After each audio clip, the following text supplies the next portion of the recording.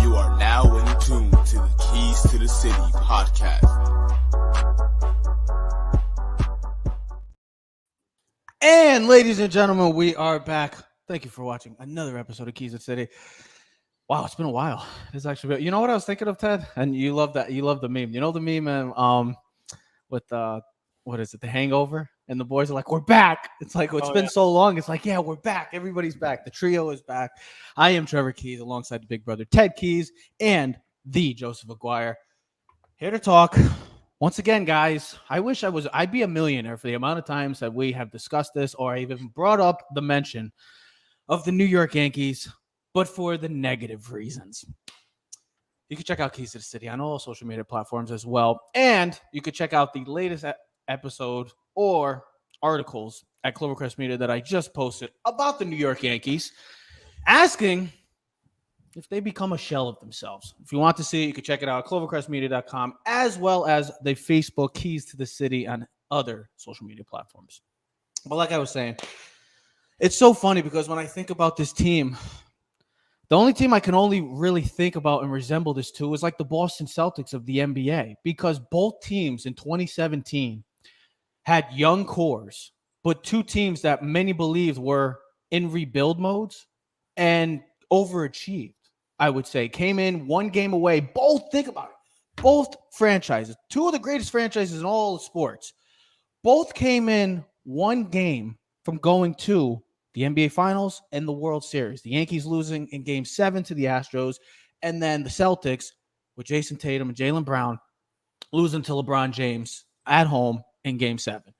You think about that time and we're like, oh my God, these two teams, looks like greatness is coming back to these two franchises. They're going to dominate the leagues. But now we're sitting here on June 20th, and both franchises kind of reached their peak. If you really think about it, it's frustrating. I think the past week, if you really look at it, losing to two of your arch rivals. I know that the New York Mets are not in the AL, but they're the New York Mets. Sorry, Met fans, but they're the little brother to the New York Yankees, and the Mets beat them, or the Mets beat them, or we got beat by the Mets, and then we got embarrassed. We got completely embarrassed on live TV to the Boston Red Sox, getting outscored 25-8 and being swept on top of it. Ted, when we think of this situation, we think of this team. I know I put the article as has the Yankees become a shell of themselves. I got a new name for you. You know how we like to call them the Bronx Bombers? Well, they're anything but the Bronx Bombers. They're called, to me, the Bronx Yawners, because all they're doing is just falling asleep at the plate, in the field, and don't even get me started on Mr. Good Old Aaron Boone. Ted, I'll start with you. When you look at this team right now and you just see, I know that they're 6 games over 500 and everybody's like, oh, they're fine. But in a year where they're struggling offensively and as a team collectively in this AL East, the best division in baseball right now, guys, led by the Tampa Bay Rays, led by the Baltimore Orioles of all the teams. Then you got the Blue Jays and the Red Sox. This is not the year, and especially a year that is desperation mode for a team that's desperately looking for a title. It's not the year to be underperforming, especially the big bats. So, Ted, when you see this, you've been watching a lot of Michael Kay. We've been looking at, I wrote my article, the stats speak for itself. Aaron Judge is out. They have to find anybody to step up. But who is it? Is it going to be you, Ted? Is it going to be Joe Aguirre with his legendary wiffle ball stats and the way he's dominating his wiffle ball league? I mean, who is it, Ted? Who is it going to be? Really? Because I really can't. I don't think any of us have a true explanation to who it's going to be to step up to the plate, literally and figuratively. There's really no easy answers for this, bro. There's really no easy. Like, you want to speak positive about this, right? Like, we went through this funk where me and Joe were like, this team's not making the playoffs. They'd be lucky if they win 90 wins. I'm still standing by it. And then they had the best record in May. And then literally, since Judge's injury, the last 12 games, they're 4-8. Like, they are, and unlike any other sport, bro, I'm sorry, but this is baseball. One guy does not have that much of a dramatic impact. He's a really good player, but this is not LeBron James on a basketball court where he's out and you're like, damn, how do we make up for his playmaking? This is not Patrick Mahomes being out. We're a football player, and I know like football's a team game, but like we know what We know the difference of having a star quarterback or a starting superstar. quarterback in the league and not having a backup. It's failure. There's no success. This is baseball. Like, there's 9 guys at a bat. There's pitchers. There's relievers. There's so much more components that go on with baseball. One guy doesn't. Listen, we know he's good.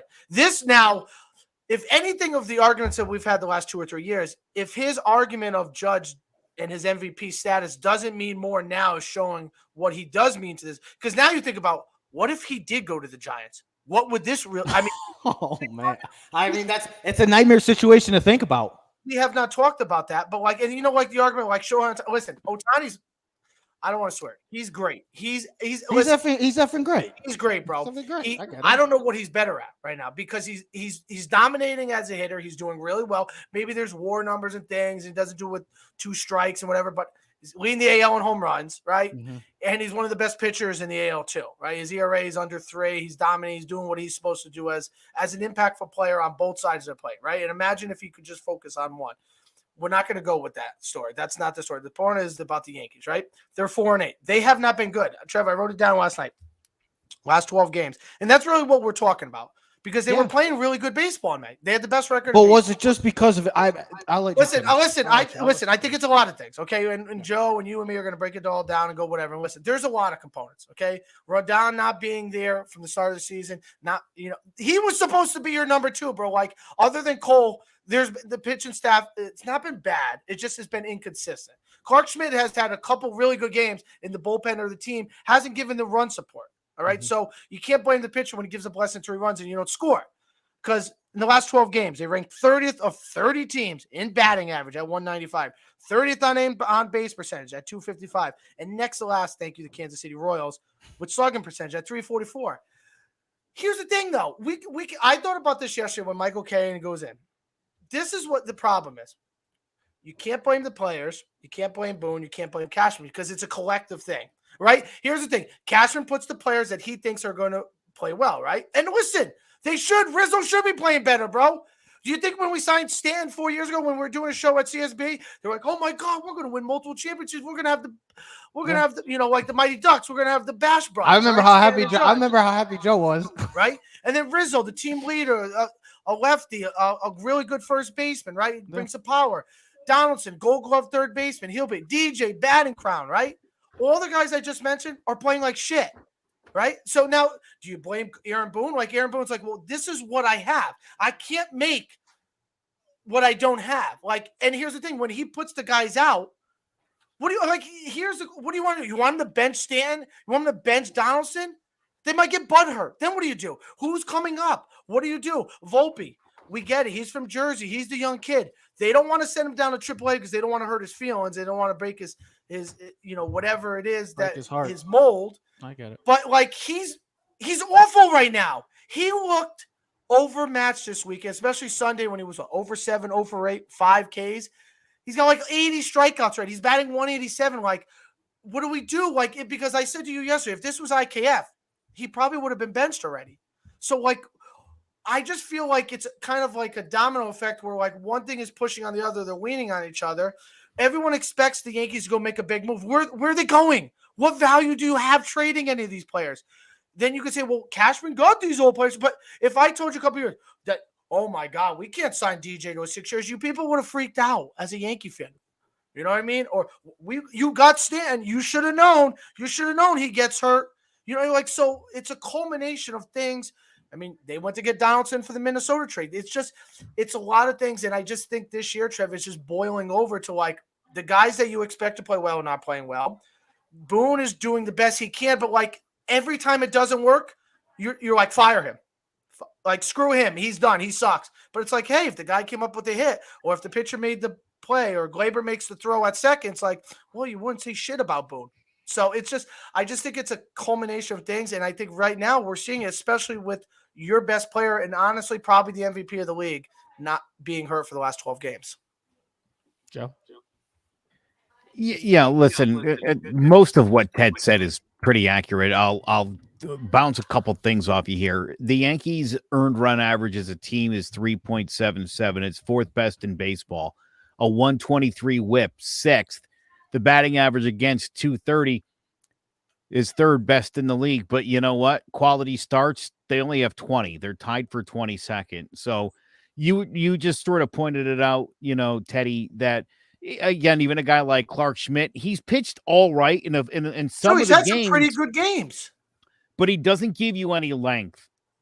And this team is constantly relying on the bullpen to get half the outs in any given game, that unless Garrett Cole is pitching, and that is problematic.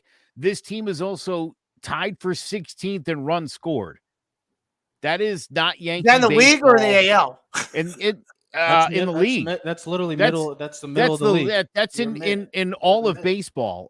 Their on base percentage is 298. It is 28th in baseball. You're not going to win a lot of baseball games if you're not getting on base and you're not getting runs in, and as well as the pitching. This is like a microcosm of the Yankees' problems in the postseason.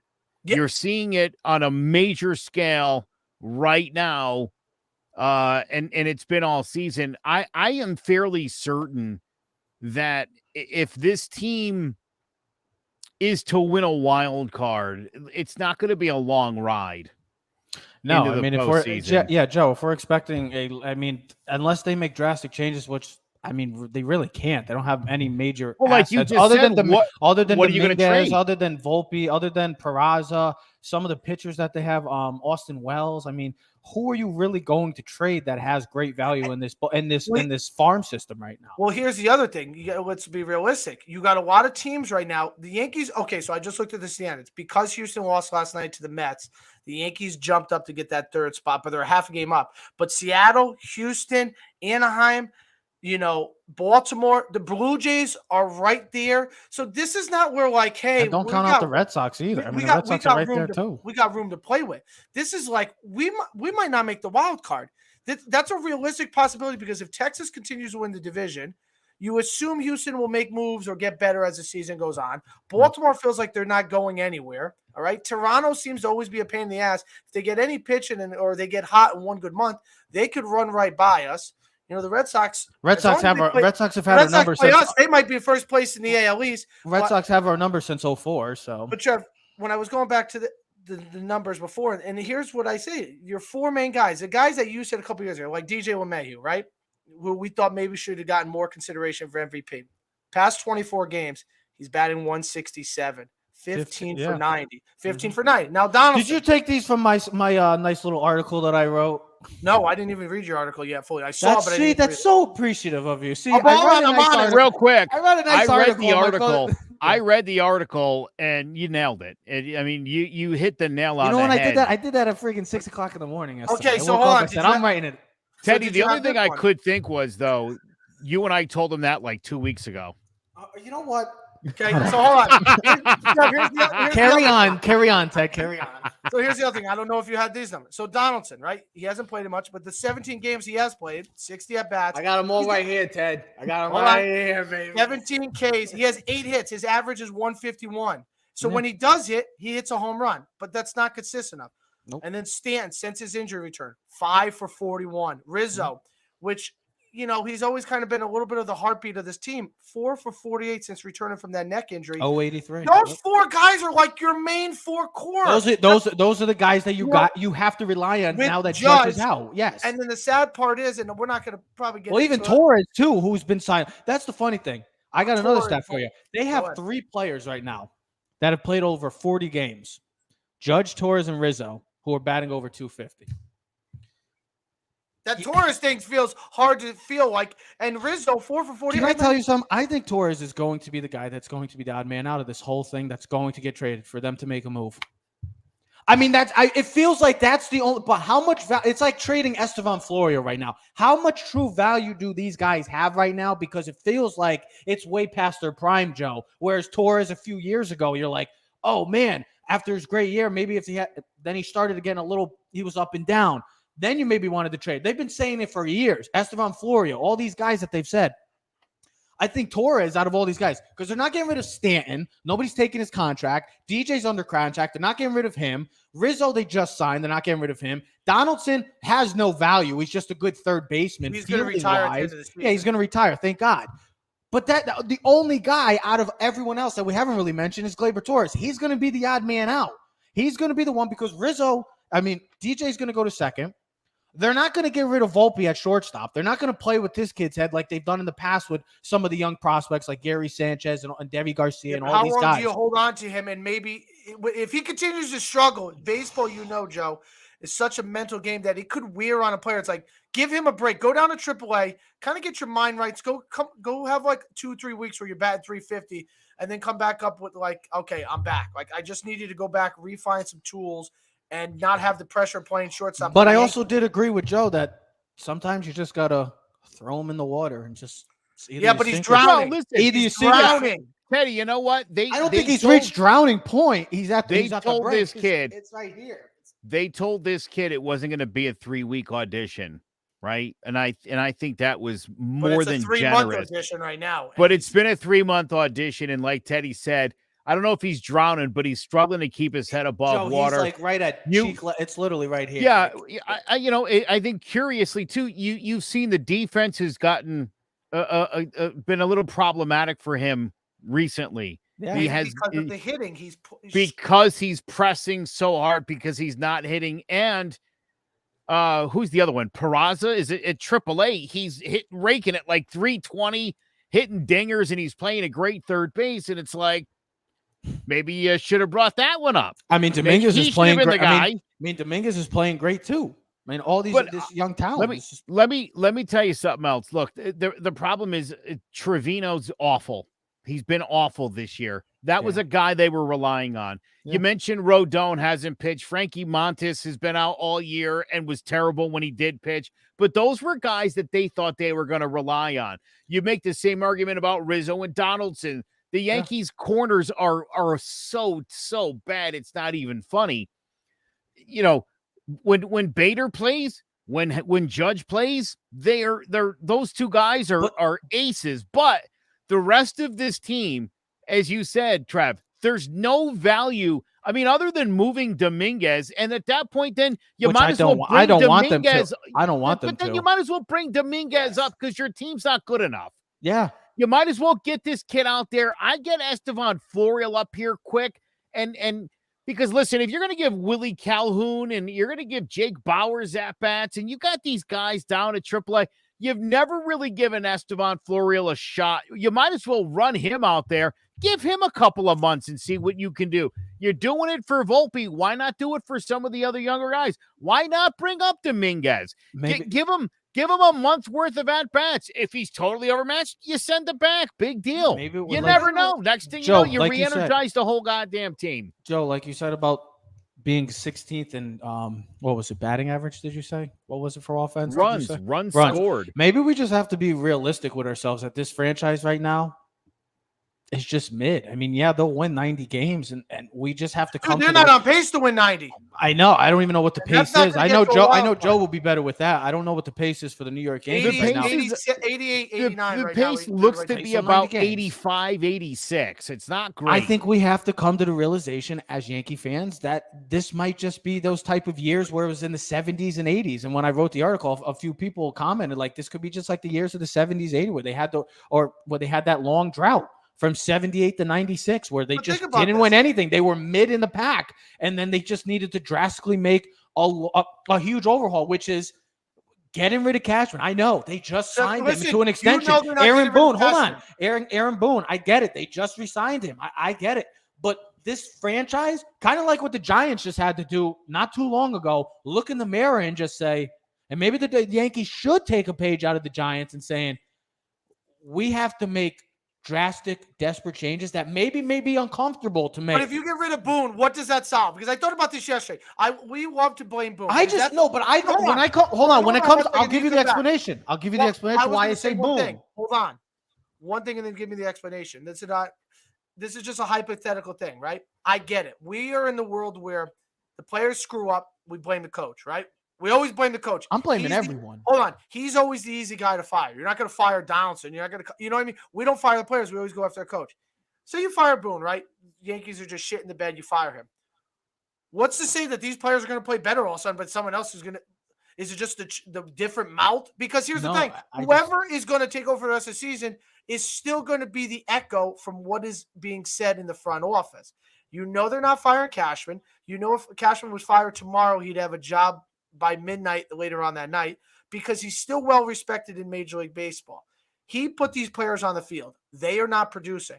No one wants to take accountability, and that's what it really comes down to. If you knew you could be late to work every day and you knew you were never going to lose your job or get in trouble, you just keep doing the same stupid thing. There's no accountability. Now, what I'm interested in is how Steinbrenner is supposed to be on the Michael K tomorrow at 4 o'clock. I'm very interested to see what he has to say about this franchise, how they question him, and what his responses are. Because you don't hear anything. Joe, you have said it even last year. You didn't hear Cashman like a postseason press conference like, hey, listen, we didn't do this. These are their changes, blah, blah, blah. We're going to go all in. You know, like you went to go get Rodon, the best pitcher on the market. He hasn't pitched. Severino's looked like shit the last couple weeks. Got crushed. All right. The White Sox, one of the worst teams in the Central. Got lost 2 out of 3. Got swept by the Red Sox. Lost 5 out of 6 games. You split the games against the Mets, and the Mets just got their ass kicked against the Cardinals, who are the worst team in baseball this year. So where are we as a franchise? Realistically, I think we are in a tumultuous position because we're in winning mode every year, right? But we can't rebuild. We've talked about this countless times on the show. How can you give young guys a chance when they're going to be like, you know what? This is the same team that went into the season and did not have a starting left fielder. You knew you didn't have a left fielder. This to me kind of reminds me of the Giants with Tom Coughlin. It's ran its course. The only difference was Coughlin was loved by the New York fans and New York media because he also was a world champion twice with the New York Giants. But it ran its course, and they had to move on. They had to make changes because they were going in a direction where, look, we're not winning the way that we were winning. It's just not happening anymore. This isn't the 90s anymore. This isn't even the 2000s. This whole agenda and mentality of the New York Yankees franchise has run its course. They have to, like I said, they have to look in the mirror, have the uncomfortable conversation and saying, what are we doing? I mean, I get it. Judge is out, but he's going to come back and maybe he'll help the lineup. I know he does, but we can't rely on just one man to just carry this team or 2 guys in general, because it feels like it's literally a 2-man party. And we talked about it on the last episode or a few episodes ago that this team has been led by a 2-man party with Aaron Judge and Garrett Cole, and everybody else is just there. It feels like sometimes it's run its course. And this is a team right now that we're in year 15, I think 15 or 14 of not making a World Series. We're not even talking about getting to win a World Series. We're talking about making the World Series. It's ran its course, and I get it. And the reason why I'm just done with Aaron Boone, I've been done with him since the day he's been hired. I just never felt like he was a true manager of it because, look, I get it. The players got to play, Ted. 100% agree with you. I get it all the time. He's got to do the lineups. But that's the thing. His decision-making, Garrett Cole's pitching a beauty against the LA Dodgers. No, let's take him out. And then guess what? The Dodgers almost come back. Do you remember that? We were on the phone talking, and the Dodgers almost came back. It was 5-0. Garrett Cole was dominating the LA Dodgers, who also have some problems, too, that they got to figure out as well in the NL, which maybe it's just a turning page of baseball right now. You got the Orioles, you got the Texas Rangers, you got teams that have been so bad for some time now that are starting to play great over expectations. And you got teams like the Dodgers, the Yankees, the Mets, the Red Sox. Maybe it's just baseball as a whole, and we're specifically looking at the Yankees because we are Yankee fans. It's just you got to have those conversations. That's just to me. Aaron Boone, he's been doing it since the 2018 ALCS, Joe, making changes to Miguel Andujar, changing left and right, making the changes that you're just like, why? What are we doing? What are we now? Why? Like, because of this analytics bullshit that we just have to harp on and push the agenda like everything else we do in this country. We just got to keep pushing the agenda down our mouths because everybody else is doing it, so we got to do it. No, that's not how it's supposed to be. We're the New York Yankees. We've always done it differently. Oh, I get it. Oh, they buy the World Series. Whatever. That's how the boss was. You hate it or you love it. I'm sorry. I don't care. I'm a Yankee fan. It's just you got to look in the mirror and say, I think that it's ran its course because I just said in the article, 2017, we were in supposed rebuilding season, just like the Boston Celtics did. And now we're thinking maybe the Boston Celtics are going to make some changes right now too, because we thought the Boston Celtics, this was going to be the year that they were going to win the title. Guess what? They came back from a 3-0 lead, but they still lost and got embarrassed at home in Game 7. The New York Yankees, they might not even get to the playoffs. It's ran its course, and you got to make some drastic changes. The time is up. I'm sorry. This is not even with all these. I get it. Rodon hopefully comes back and all these changes and Aaron Judge, and maybe everything drastically changes. But right now, with this lineup that you just named off some of the big name players, I don't know. Even if they get to the playoffs, are they going to be one and done again, Joe? Listen, the 1985 Yankees had the best player in baseball in Don Mattingly. And behind him in the outfield were Hall of Famers Dave Winfield and Rickey Henderson. On the mound that year, Ron Guidry, 22-6. The rest of the pitching staff was mediocre, and the rest of that Yankees offense was putrid. Yeah, they didn't produce. They didn't drive in a lot of runs. Mike Pagliarulo, the third baseman, was maybe the only other bright spot on that team. And that's what this team reminds me of. Butch Weiniger was the catcher, switch hitter, underperformed. There had been a guy who hit like 20. How can you trade Jay Buhner? Got a cannon for an arm. But I look at that team. That was just a typical team from the era that you were talking about where, yeah, it happened. The Yankees, even though they had some big names on the team, Giancarlo Stanton, Rizzo, there's only one good pitcher. Garrett Cole is filling the role of Ron Guidry from that year, which is nice, but you don't have a whole lot 2 through 5. And that's where this team is at. That team also had a pretty good bullpen. Dave Righetti had 46 saves. But he officially became the Yankees' full-time closer. And that's the thing. They don't even have a full-time closer right now. Clay Holmes comes in. Michael King comes in. 7 guys this year, though. 7 different Yankees have a save this year. They're going with that Tampa mentality. Listen, the depth is good. Well, it's working for Tampa, but it's not working for the Yankees because that's not what the Yankees have been. That's not what the Yankees do. They've never been that way. We can't be followed. I know. I get it. The Tampa Bay Rays, it's working for them. They've been great. But stick to your agenda. Stick to the agenda that won you 27 world championships. Trevor, a microcosm of their playoff problems. What do the Yankees do when they get to the postseason? This dingbat starts out-managing himself. Yeah. And so everyone else is doing, a bunch of guys are saving games. We'll do that. And it's, again, it speaks to what you're saying. That's not what we do. This guy sees other teams doing things, and he's easily influenced into doing the same thing. Like the game against the Mets, the second game, right? They bring in, I forget who the lefty kid is, right? He's not a bad pitcher. Peralta. The one that gave up the one double at the end of the game, the 10th inning, right? Oh, I know. It doesn't really matter. Yeah. But he's a no-name, right? They didn't want to bring Wandy in because he had pitched like the day before because they don't like to pitch him 2 days in a row. But you had the next day off. So it wasn't like that's where Aaron Boone. This is where Aaron Boone gets a blame. They don't like to do Wandy like 2 or 3 days in a row, or like I get it. There's a certain way of strategy where they like to do it, and they don't want to bite themselves in the ass. But it's like, bro, like bringing Wandy, like you put him in a better situation. I don't like some of the things that they are doing as a manager when I watch a game, because I listen to Michael Kay. Like I listen to the show. I feel like he's real. Like he's one of the realest guys now. Maybe he's got so much insight because he's got so much insight. Because he's announcing the game now. Of course, he's got to walk that tightrope because he is the voice of the Yankees. He can't go in and just bash the Yankees, but he says it like realistic. Like Glaber on Friday night. Like I get it. You're down 10-1, but lackadaisical on defense. Like that's the shit that bothers you as a fan because you're like, I get it. You're losing.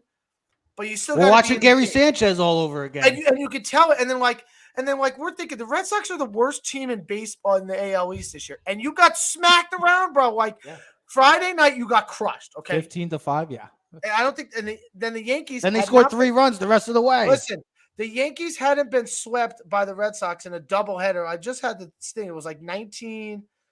Red Sox swept the first time since 1970. No, 2006, but the first time since Still, that's a long time. 17 years. Since and the first time they did at Fenway since 1976. But you just got crushed by the Red Sox this weekend, and then they took 2 out of 3 last week at home, and they're supposed to be an awful team. Sunday they had an opening pitcher, and then a guy who had barely pitched all season, and he dominated you guys. Like, you're not score. And the object of the game is very simple: score more runs than the other team. It's kind of like football, and then just play a good enough defensive pitch. It's fascinating. They are mediocre at every type of facet of the game. That's what kills me. They can hit. DJ's exit velocity power on off his bat this year, 3 months has gone down from 90 to 88 to 87. Every month it's going down. They're mediocre at every type of facet of the game. And he's supposed to be healthy this year. Last year, when he shit the bed down the stretch, it was the injury. Okay. But and that's what's killing me. Like, what is going on through what we're not seeing? Because we're not in the clubhouse. We don't know what's being said. We don't know what's going on in practice, coaching, man. Like, Aaron Boone's playing patty cake with all his players. He's trying to comfort them. Joe, you said something I remember on the show. We haven't done the show in a while, but it was like 2 weeks ago. Remember? You said something about Volpe, about something with his stance where he now he's more pinned in. Remember, I think his front foot. Yeah, they've been talking about it. And trying to change because now he's getting beat on the high brought it up. If Rizzo's 4 for 48, something has to be mechanically wrong, right? Like, he didn't stop learning how to hit. Like, these guys know how to hit, right? Stanton knows how could they all 4 of these guys or 5 of these guys be all shit in the bed right now? Like, that's what's killing me. Like, yeah, Rizzo was hitting 302 when he got hurt. Years old. Now maybe they're all getting old, right? And then we're out of the PED use, and age is finally starting to catch up, right? And that's realistic. Like, look at our team. A lot of 30-something-year-old guys on this thing. This ain't the Reds. This ain't Baltimore. We got 20-year-old guys running the bases, and there's youthfulness, and this is like old man River. I mean, Donaldson's 38. Ted, like I said. DJ's 36. Stanton's like a 40-year-old man out there. He literally breaks down every 20 games. Like I said, it's run its course. But what do you do though? Like, you run the course this year, you don't make the playoffs. I think if you don't make the playoffs, I feel like you have to clean house. How? That's what I mean. And who do you replace it with? You're going to go full rebuild. You can't give it a stand. You can't just cut him. No one's going to take him. Donaldson retires, okay. I get it. It's Glaber, you keep Boone, you bring Bader. You got to get a left fielder because we went in the season without you start trying to figure out, where are the corrections? Like, Severino, okay, you're not bringing him back. He's what is the big move? You're going to go get a Tani? You're going to trade what's going to make this team better? Are you going to bring a youth movement? Are the Yankee fans ready to say, you know what? F you, screw you, this, that, like the movie Waiting. Screw you. We're just going to say, Dominguez, you're playing catcher. Praza, you're going to come play a short. We're going to put Volpe at second. We're going to Bader and Judge will be our right and center. We'll bring up another left fielder for you. We play left field. And we're going to run that course for a year. And you know what's going to happen? They're going to win 75, 80 games. People are going to freak out. Because as a Yankee fan, you're a Yankee fan. We can't lose games. We don't rebuild. We win championships. Like I said, don't you remember 2017 when we were supposed to be in rebuild mode and we went to, just because they get a whole in a way that screwed us. Because there was such high expectation now. And you know that in any other sport, if a team gets there a year before they're supposed to. Yeah, do you know why I still think they screwed up? Because after that game, what did they do? They regressed. No, what did they do specifically? Girardi. But I don't blame coaching because it's not like Joe Girardi's a good coach. He got fired for the Phillies and they went to the World Series, Trev. I get it. But Joe, we talked about it. He was going to get fired no matter what. They could have won the World Series and he would have been out of a job. It's just that would have been tough to explain to your fans if he got fired and they won the World Series. It's regressed. When you fire Joe Torre, you can fire anybody. And there's no who I already Joe, we've talked about it. You know who I want them to possibly go after if they can get him. I would love Donnie Baseball. I'd love Donnie Baseball. I would love A-Rod. Somebody like that. He didn't do well for the Dodgers either. Dodgers just got swept this weekend against the Giants. You know what Donnie Baseball's problem was coaching in the National League was his lack of understanding the switches, the double switches. He doesn't understand National League baseball because he never played there. Yeah. And what a disservice it was to that poor guy to be over in the National League learning how to manage. It's like and then he went to the Marlins. It's like a different sport. Yeah, and then he stayed there in the National League. He's an American League guy. I think he would be much better Yeah. if he were he's obviously with Toronto, but I mean, if he was managing a club. So I think something to think about. I think the biggest problem, Cold pitcher really, tonight. and the most surprising and most disappointing out of seeing all this is the decline of DJ LeMahieu. It disappoints me because I was a huge advocate of them signing him, giving him whatever he wanted and we were talking about this before the show and we never really got into it, is how great he was for the New York Yankees as a leadoff man. The day he made the change, Aaron Boone, or I think it was Aaron Boone that made the change. It's probably his best move he ever made at the time, was making DJ LeMahieu the full-time and taking Gardner out of there. He and set making the him tone for everything that year. Yes. That's what disappoints me is how bad and how fast he's declined. And I get it. Oh, this is why you don't give him the contract. Ted, 2018, 2019, and I forget what year he got the I don't know what year he got the contract in, but the years that he was there, when he got traded to the New York Yankees or he signed with the Yankees to the deal that he did, dude, he was a hitting machine. He was the best hitter in the AL, or at least one of the top three. Trev, he won the batting crown. He's one of the two guys that ever won. That's what I'm saying. Like, he was so good to see him just falter just like that. Like, it wasn't even like slowly. It's just been like, it just went straight down. Like, it's fascinating because I was a huge fan of him, and to see him play like this. The deal. We would have killed Cashman. They had to give him the contract. 2 years of like batting like 350. He was an MVP in the top 4 candidates the previous 2 years. And like Joe said, utility player, Gold Glove, second baseman. Like, he was everything for the Yankees. Anytime the Yankees needed someone at first, third, short, second, he did it all. He was leading off. He set the tone for the team that year, especially the 2 years. Listen, and we always say as Yankee fans, we forget about this. Give him whatever he wants. Cole wants 12 years, give him 12 years. Judge wants 10 years. We got to get him. We can't lose a guy because we're afraid to lose that guy, and then that guy goes somewhere else, and then he does well. That's the thing. We're afraid to lose the guy, and then he goes somewhere else, and then he does really well, and then you're like, see, we should have kept him. I think you both can agree to this. I think another big problem of this is this whole elephant in the room of Gleyber Torres I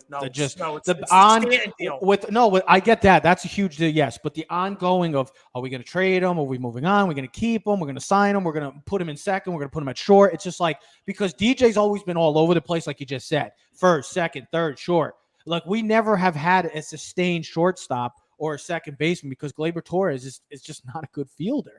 And we've been going on with this for years that, are we going to trade Gleyber? Like, this might be the year that Gleyber Torres finally does become available on the trade market and he goes on to a new team. I mean, those are just little parts, pieces that have built to the ultimate, like, downfall. I don't want to say downfall. I don't want to say downfall because there's still 6 games over 500. But as Yankee fans, 6 games over 500 feels like we're 6 games under 500.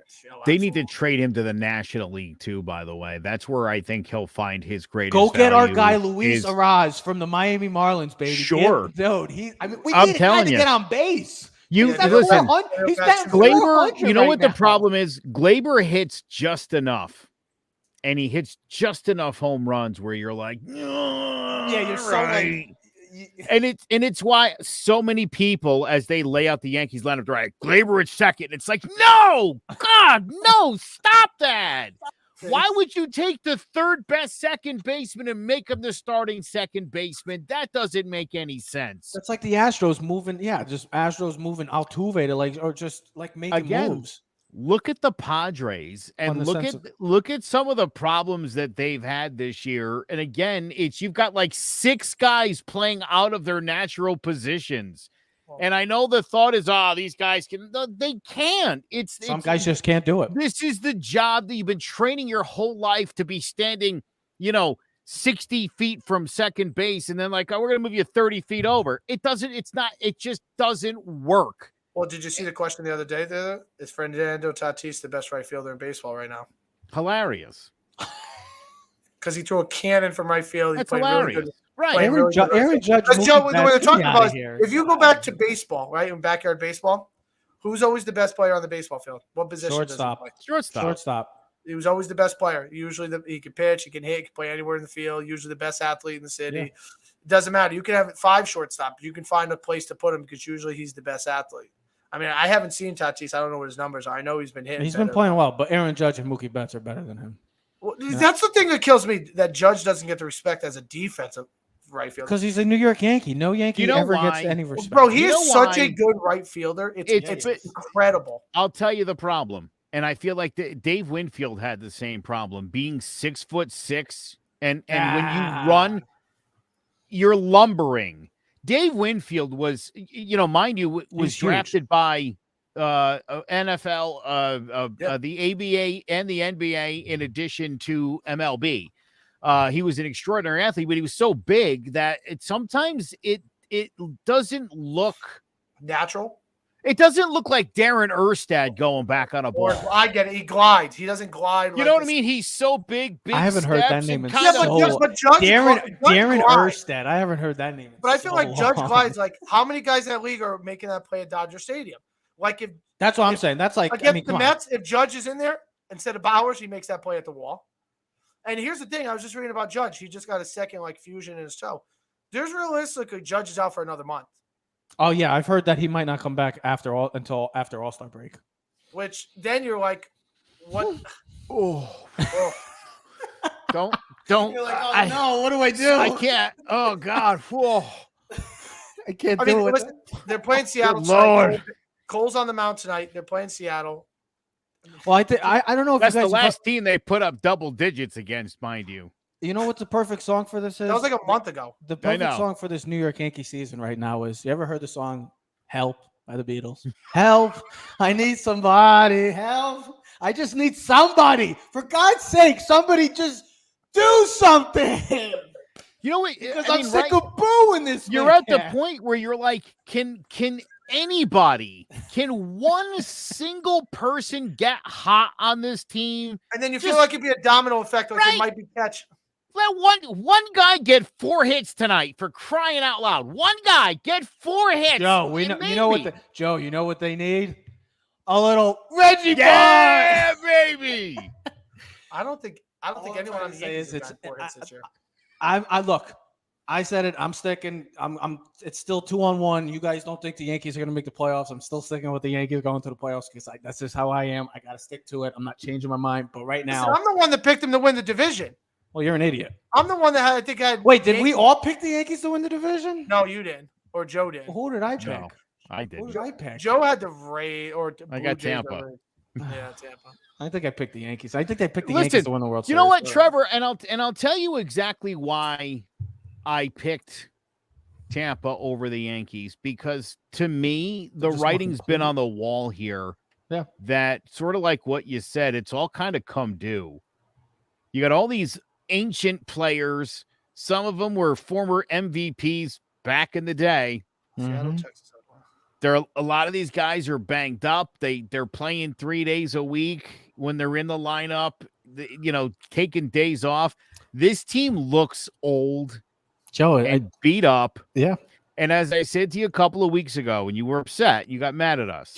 What do you mean I didn't get listen, this team somehow, because of Judge, heated up and had a the really team good, started just clicking. They played great. Yep. And now they're back in the same old funk. They don't have Judge to come rescue them.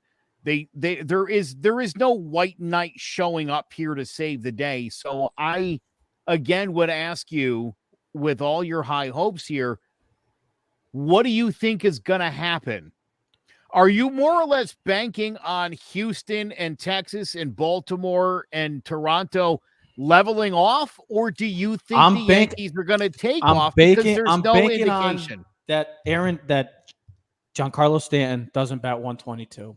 I'm banking on DJ batting 167. Rizzo batting under 100 right now, or under 0.85 right now. I'm banking on those guys to not continue this cold streak. If it is, then there's something morally wrong, physically wrong with this entire franchise then, because there's no way that can keep up.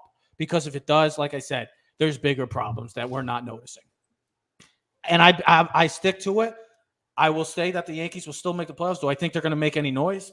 Probably not. Probably get to the wild card game and probably lose.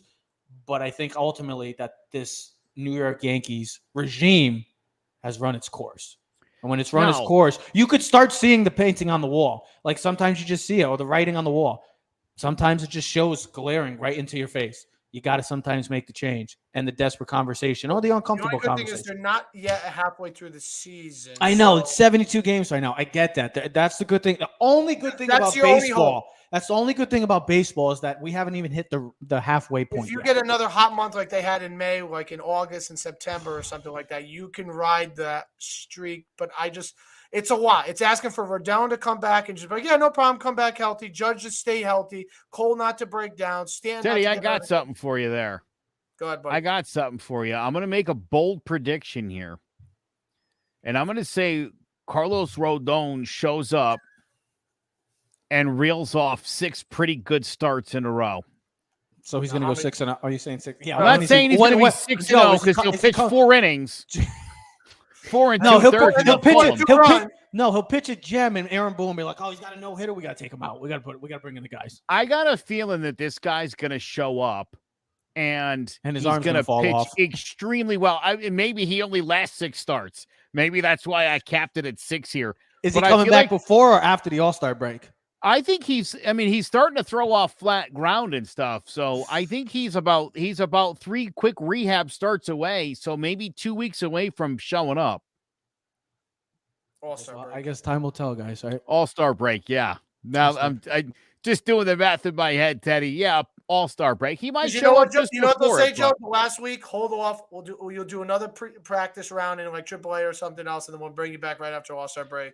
Do you know what I missed? The last thing I want to say before we sign off is I miss when Yankee fans would just go on these Facebook pages and just be like, let's trade our worst players for Mike Trout and stuff. We need that back. Trade Cortez to the Angels for Ohtani. Oh, that's another. Or the best was when stars. The best was when let's just trade Aaron Hicks, Billy McKinney, and somebody else for Mike Trout. We're like, yeah, that works. Throw in Willie Calhoun. I forgot Nestor was still hurt. Yeah, I mean, they've been decimated with injuries, and it's a whole collective team effort. The managing has just been, you already know how I feel about it. The offense has been awful, anemic. The fielding has looked like the bad news Bears, and the pitching, thank God for Garrett Cole. The bullpen we rely on for years now. Well, let's not let Brian Cashman off the hook because while he certainly finally came to terms with Aaron Hicks, not like he had something lined up to take the spot of Aaron Hicks. Let's run its course. Very short-sighted.